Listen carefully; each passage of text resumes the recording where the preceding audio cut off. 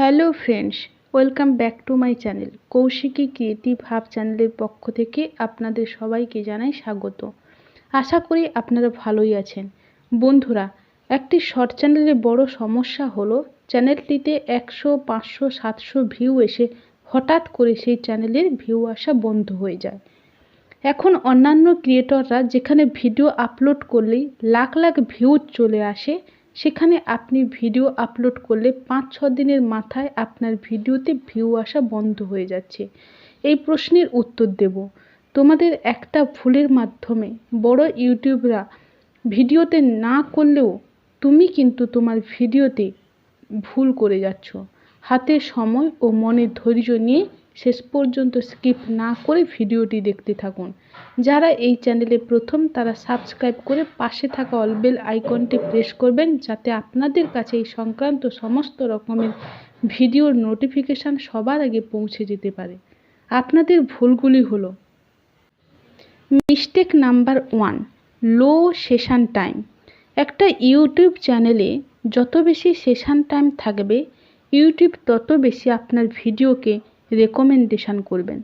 এখন আপনাদের মনে প্রশ্ন আসবে, এই সেশন টাইম কি, আর সেটার কারণে কেন আমার ভিডিওতে ভিউজ আসা বন্ধ হয়ে যাচ্ছে? ফর এক্সাম্পল, ধরো তুমি অনেক সময় দিয়ে একটা শর্ট ভিডিও তৈরি করলে, সেটার এডিটিং, ভয়েস ওভার অনেক সুন্দর হয়েছে এবং আপনি সেটা ইউটিউবে আপলোড করার সঙ্গে সঙ্গে প্রচুর পরিমাণে ভিউজ চলে আসলো। এখন যেহেতু একটা ভিডিও মানুষ পছন্দ করছে, সেহেতু অ্যালগোরিদম তোমার অন্যান্য ভিডিওগুলিকে মানুষের কাছে পৌঁছে দেবে, যার কারণে অ্যালগোরিদম তোমার অন্যান্য ভিডিওগুলোকে অডিয়েন্সের সামনে রেকমেন্ডেশন করতে থাকবে। এখন যদি অধিকাংশ মানুষ শুধু যদি তোমার চ্যানেলের ওই নির্দিষ্ট ভিডিওটি দেখে আর অন্যান্য রেকমেন্ড করা ভিডিওগুলি না দেখে, তখন অ্যালগোরিদম বুঝতে পারবে ওই চ্যানেলের নিশ্চয়ই তার ভিডিওতে এমন কিছু মিসিং ইনফরমেশান। অধিকাংশ মানুষ একটা ভিডিও দেখছে, বাকি ভিডিওগুলো দেখছে না, যার ফলে আপনার ভিডিওর ইমপ্রেশন অনেকটা কমে যাবে। সেই কারণে তুমি তোমার ভিডিওর মধ্যে এরম একটা ভিউজের সমস্যা দেখতে পাবে। এটার মাধ্যমে ইউটিউব বোঝাতে চায়, একটা ভিডিওতে যত ভিউজ আসুক না কেন, সেটা যদি অডিয়েন্স অন্যান্য ভিডিও দেখতে না আসে, তাহলে ইউটিউব একটা সময়ের পরে সেই ভিডিওর ইমপ্রেশন দেওয়া বন্ধ করে দেবে। আর এটাকেই বলে অডিয়েন্স সেশন টাইম। এখন এটা তুমি জানতে পারলে যে অডিয়েন্স সেশন টাইম বাড়াতে পারলে ইউটিউব তোমার ভিডিওকে দীর্ঘ সময় মানুষের কাছে পৌঁছতে থাকবে। তাই এই সেশন টাইম বাড়ানোর জন্য 4টি ফর্মুলা তোমাদের জানতে হবে। সেটা খাতায় নোট করে তোমাদের ভিডিওতে অ্যাপ্লাই করতে হবে। ফর্মুলা নাম্বার 1, সেই চ্যানেলের প্রতিটি ভিডিও একটি নির্দিষ্ট বিষয়ের উপর তৈরি করা। যেমন একবার একটা ট্রেন্ডিংয়ের উপর ভিডিও না করে একটি নির্দিষ্ট বিষয়ে ট্রেন্ডিংয়ের ভিডিও তৈরি করে আপলোড করুন, অথবা একটা নির্দিষ্ট ক্যাটাগরির উপর ভিডিও তৈরি করবেন। ফর্মুলা নাম্বার 2, পর্ব সিরিজ বা পার্ট ভিডিও। তুমি চাইলে তোমার ভিডিওগুলোকে পর্ব সিরিজ বা পার্ট ভিডিওতে ভাগ করে নিতে পারো।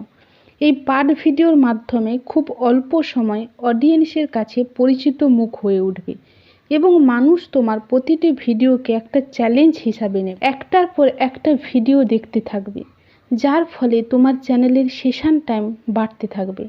এখন সিরিজ ভিডিও তৈরি করে দর্শকদের দীর্ঘ সময় রেখে একটার পর একটা ভিডিও দেখানোর জন্যও একটা কার্যকরী উপায় রয়েছে, আর সেটা হলো ইন্ট্রিগিং স্টোরি লাইন। প্রতিটি ভিডিওর শেষে একটা ক্লিপ হ্যাঙ্গার বা টুইস্ট তৈরি করা, যা দর্শকদের পরবর্তী পার্ট দেখানোর জন্য উৎসাহিত করবে। ফর্মুলা নাম্বার 3, সঠিক দৈর্ঘ্যের শর্ট ভিডিও তৈরি করো। অনেক বড় বড় শর্ট ক্রিয়েটর 1 মিনিটের পর শর্ট ভিডিও তৈরি করে। অনেক শর্ট ক্রিয়েটর রয়েছে যারা তার শর্ট ভিডিও 15 সেকেন্ড বা তার কম সময়েও তৈরি করে। এগুলি দেখার পর তো উচিত। এখানে এমন কিছু ক্যাটাগরির ভিডিও রয়েছে যেগুলোর জন্য 1 মিনিটে শর্ট ভিডিও তৈরি করা উচিত। আবার এমন কিছু ক্যাটাগরির ভিডিও রয়েছে যেগুলো শর্ট তৈরির জন্য 15 সেকেন্ডেরও কম সময়ে করা উচিত।